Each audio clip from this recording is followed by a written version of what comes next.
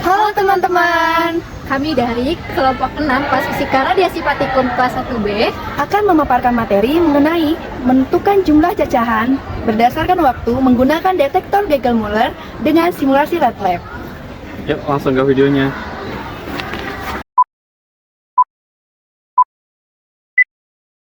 Teman-teman tahu nggak sih apa itu simulasi red lab dan detektor Geiger-Müller? Nah, sebagai pengetahuan nih, detektor Geiger-Müller merupakan sebuah software yang misalnya digunakan untuk simulasi mengukur radiasi. Nah, dalam red lab itu sendiri ada beberapa detektor yang dapat kita gunakan. Salah satunya yaitu detektor Geiger-Müller. Nah, detektor Geiger-Müller ini biasanya digunakan untuk mengukur radiasi ionisasi. Nah, apa sih tujuan dari praktikum kita kali ini? Tujuan praktikum kita kali ini yaitu untuk menganalisis cacahan radiasi ion pada detektor Geiger-Müller berdasarkan waktu. Nah, pengukuran radiasi ion didefinisikan sebagai laju cacahan per unit waktu. Nah, biasanya satu yang digunakan itu adalah CPM dan CPS, di mana CPM merupakan laju cacahan per menit. Satu CPM setara dengan 60 CPS. Nah, biasanya yang digunakan itu adalah CPS. Mengapa demikian? Karena dengan menggunakan CPS saja, itu radiasinya udah dapat terdeteksi. Nah, cacahan radiasi yang terdapat pada alat ukur tersebut bukan merupakan cacahan mutlak. Mengapa demikian? Hal itu dikarenakan masih ada radiasi-radiasi latar yang terdapat di sekitar kita yang menyebabkan terdeteksinya pada alat mengukur cacahan tersebut. Nah, dalam dunia radiasi nih ada yang disebut dengan prinsip Alara. Prinsip Alara digunakan untuk mengurangi intensitas radiasi yang diterima oleh tubuh, baik oleh itu dari pasien ataupun dari tenaga medis itu sendiri. Nah, salah satu prinsip Alara yaitu adalah waktu, di mana semakin banyak waktu yang digunakan, maka semakin banyak pula intensitas radiasi yang diterima oleh tubuh. Maka dari itu penting sekali untuk mengatur waktu dalam pengambilan praktikum kita kali ini. Untuk alat bahan yang digunakan ada PC atau laptop, dan di sana telah terinstall oleh red lab. Dan komponen-komponen red lab yang digunakan ada sebagai komponen yang pertama ada detektor Geiger-Müller, yang kedua amplifier, ketiga preamplifier, dan keempat HV supplier, kelima ada counter. Dan untuk sumber radioaktif yang kita gunakan ada 3, yaitu ada CO60, CS137, dan GA131.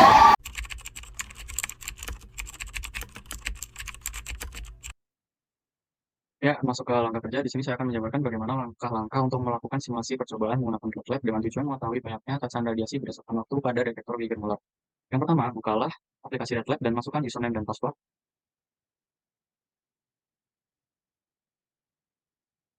Ini username demo, lalu passwordnya demo. Oke, setelah itu kita dapat masuk ke red lab-nya. Ini kita masuk ke administration, kita create eksperimen, kita akan select eksperimen type, yaitu kita akan melakukan gamma eksperimen.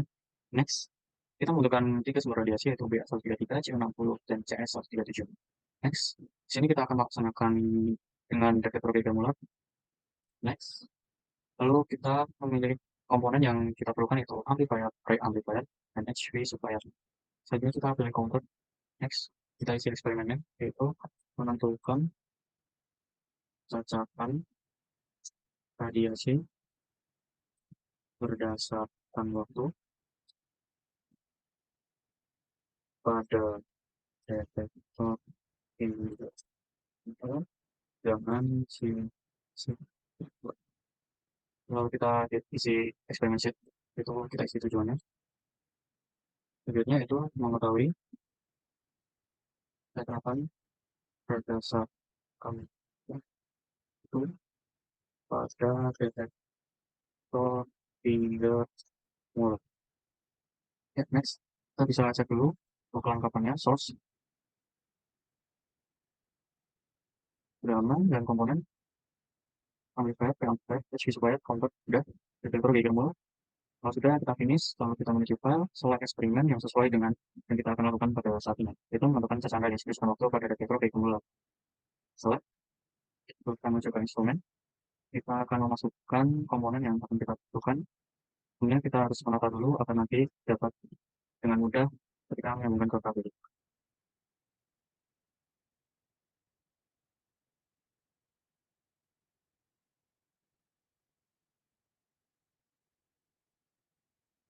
Dan setelah ini kita akan hubungan dengan kabelnya. Yang pertama HV power supply menuju ke HV di detektor. Lalu dari detektor menuju ke input preamplifier. Dari preamplifier kita hubungkan dari output menuju input amplifier. Lalu kita hubungkan preamplifier dengan kabel ini voltage sinyal kabelnya. Lalu dari unipolar amplifier outputnya menuju ke input counter. Jangan lupa untuk menghidupkan HV-nya dan mengatur di satu dianggap. Sudah, kita masuk ke instrumen lagi, kita akan masukkan sumber radiasi yang pertama yaitu CU60. Sini kita ukur di distance X-nya 1 dan distance Y-nya 5 cm. Untuk waktu yang pertama kita gunakan di 5 second. Kalau sudah, kita menuju ke run. Ini sudah terukur yang pertama. Untuk ini kita membutuhkan 2 orang, yang satu akan dicatat oleh teman saya. Di sini kita mengukur per, per waktu ini kita membutuhkan 3 sampel. Ini sampel pertama dari 5 second, sampel kedua, dan ini sampel yang ketiga. Setelah itu kita atur di 10 second. Jangan lupa untuk stop dan play lagi karena hasilnya akan berbeda jika langsung kita lihat. Ini sampel yang pertama, sampel 2, sampel 3.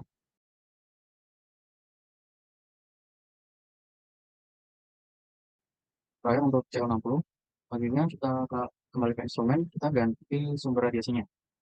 Kita delete, kita isi ke CS137 dengan aturan jarak sama seperti yang CO60 tadi. Lalu kita kembali ke run, ini sama HV support supply-nya. Dan ini kembali ke settingan 5 second, bawang dari instan. Kita stop dulu, clear, dan play. Ini yang pertama, kedua, tiga.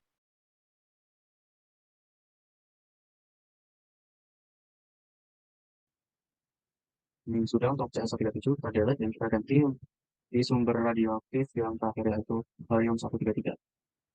Kita atur seperti yang tadi, jangan lupa untuk non-stop dan clear. Kita atur lagi di 5 second, tapi ini 442, 460, dan 405.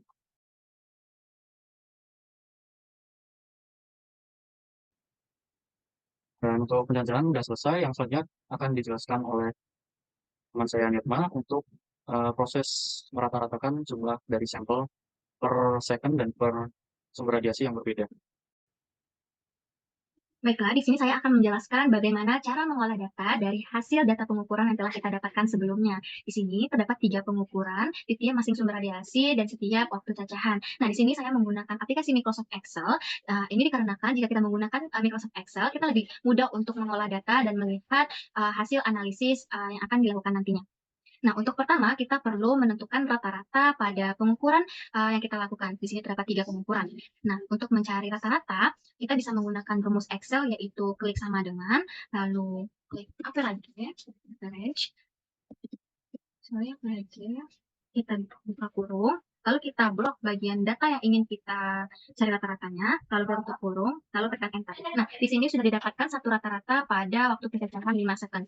Nah, untuk mencari rata-rata pada pencacahan waktu 10 second, 15 second, sampai 60 second, kita hanya tidak perlu untuk mencari dengan rumus yang sama. Kita hanya perlu mengklik tanda tambah pada baris kolom sini, lalu kita tarik sampai pada pengukuran 60 second. Nah, di sini langsung terlihat bahwa terdeteksi berapa rata-rata tiap waktu pencacahannya. Nah, hal yang sama juga kita lakukan pada pengukuran sumber radiasi CS137. Untuk pengukuran B133 juga sama. Nah, di sini sudah kita dapatkan rata-rata tiap sumber radiasi. Nah, untuk langkah selanjutnya kita perlu menentukan grafik pada tiap sumber radiasi. Hal ini dikarenakan jika kita melihat grafik, kita bisa lebih mudah untuk menganalisis data yang kita dapatkan. Nah, untuk menentukan grafiknya, kita hanya perlu memblok waktu pencacahan rata-rata karena kita sesuai dengan topik kita yaitu menentukan hubungan kenaikan waktu pencacahan dengan data yang kita dapatkan. Lalu kita klik insert untuk mengambil grafiknya. Di sini saya menggunakan grafik scatter. Di sini banyak pilihan mau grafik apa yang kita gunakan. Nah, mengapa menggunakan scatter? Karena dengan menggunakan scatter kita dapat melihat titik-titik tiap data yang kita dapatkan. Lalu kita klik sini, lalu pilih yang kedua. Nah, di sini kita bisa lihat grafik pada pengukuran sumber radiasi CO60. Hal yang sama kita juga lakukan pada sumber radiasi CS37. Untuk grafik pada tiap sumber radiasi sudah kita dapatkan. Langkah selanjutnya yaitu kita perlu menentukan CPS dan CPM pada pengukuran kita kali ini. Nah, untuk menentukan CPS, kita hanya perlu membagi dengan waktu pencacahan. Pertama yaitu di CPS terlebih dahulu, yaitu dengan rumus untuk membagi rata-rata dengan waktu pencacahan. Kita bisa menggunakan rumus Excel, yaitu sama dengan, lalu kita klik bagian rata-ratanya, lalu kita menggunakan rumus Excel untuk bagi, yaitu garis miring. Kita bagi dengan 5, lalu kita tekan enter. Nah, sudah didapatkan 1 CPS pada waktu pencacahan 5 second. Untuk mencari CPS pada waktu pencacahan selanjutnya, kita hanya perlu menarik tanda tambah sini sampai keluar. Sudah didapatkan. Lalu untuk menentukan CPM, kita hal yang sama juga dilakukan membagi dengan waktu pencacahan di sini. Tapi bedanya kita perlu mengalihkan dengan 60 second. Karena 1 CPM setara dengan 60 CPS. Kita klik rata-rata. Lalu kita bagi dengan ini. Nah, untuk mencari kali yaitu rumus Excel-nya bintang. Kali dengan 60 second. Selanjutnya kita hanya perlu menarik dari sini sampai ke bawah. Hal yang sama juga kita lakukan pada sumber radiasi CS37. Nah, selanjutnya kita bisa juga menentukan grafik pada CPM dan CPS yang telah kita dapatkan. Untuk caranya, sama dengan menentukan grafik kenaikan rata-ratanya, yaitu dengan cara kita blok saja semua data yang kolom ini, lalu kita insert, scatter, pilih ini. Nah, di sini masih banyak garis yang yang didapatkan. Untuk menghapusnya, kita hanya perlu pergi ke bagian select data, lalu kita hapus saja, hilangkan tanda checklistnya untuk bagaimana yang kita inginkan. Sini sudah didapatkan grafik CPS pada sumber radiasi CO60. Untuk CPM juga sama.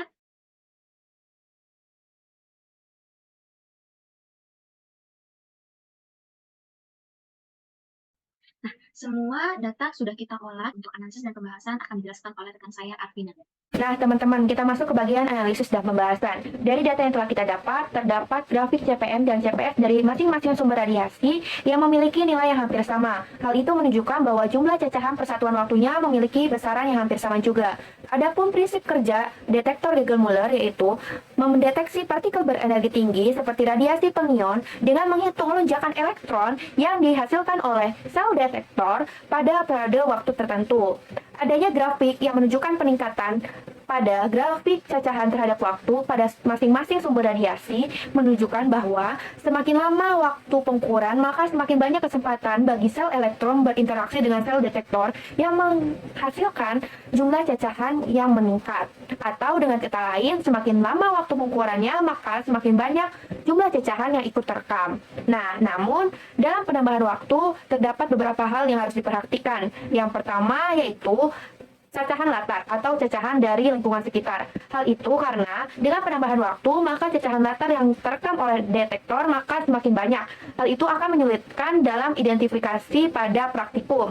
Lalu yang kedua, kita harus memperhatikan aspek keamanan. Karena dengan penambahan waktu, maka semakin banyak energi radiasi yang terserap oleh tubuh dan itu tidak akan baik bagi organ tubuh kita. Sesuai dengan prinsip Alara, yaitu time. Nah, jadi kesimpulan dari praktikum kali ini adalah salah satu yang mempengaruhi jumlah cacahan adalah waktu pengukuran. Hal tersebut dapat dilihat dari grafik yang terus meningkat tiap satuan waktunya. Namun, dalam penambahan waktu harus memperhatikan batasan praktis seperti aspek keamanan dan radiasi latar.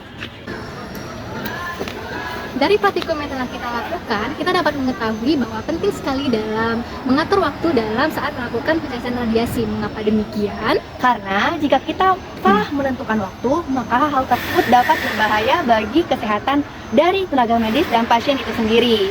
Sesuai dengan salah satu prinsip Alara, yaitu kita harus memperhatikan waktu ketika berhadapan dengan sumber radioaktif. Nah, sekian video yang dapat kami sampaikan. Semoga bermanfaat. Sampai jumpa di lain waktu. Dah.